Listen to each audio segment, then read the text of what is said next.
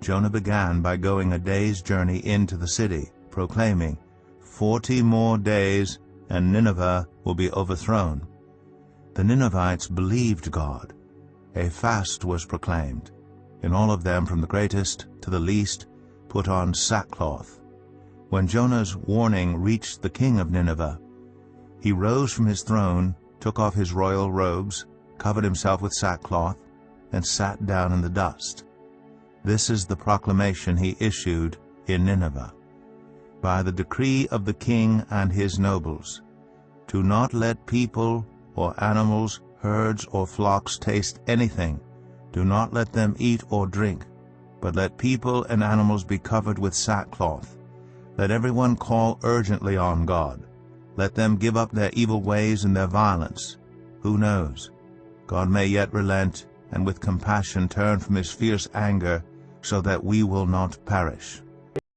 Critics find Nineveh's repentance in Jonah, chapter 3 verses 4-9, hard to believe.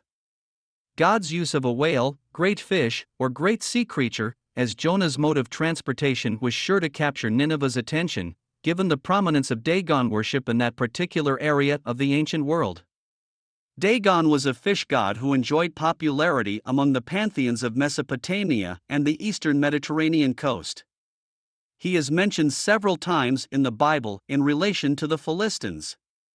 Images of Dagon have been found in palaces and temples in Nineveh and throughout the region. In some cases he was represented as a man wearing a fish. In others he was part man, part fish, a merman of sorts.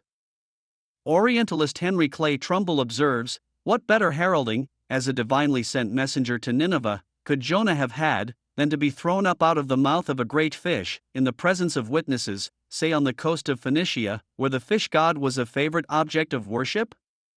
Such an incident would have inevitably aroused the mercurial nature of Oriental observers, so that a multitude would be ready to follow the seemingly new avatar of the fish god, proclaiming the story of his uprising from the sea, as he went on his mission to the city where the fish god had its very center of worship.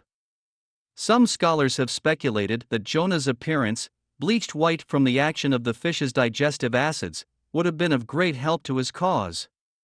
It could be that the Ninevites would have been greeted by a man whose skin, hair, and clothes were bleached ghostly white, a man accompanied by a crowd of frenetic followers, many who had witnessed him being vomited upon the shore by a great fish.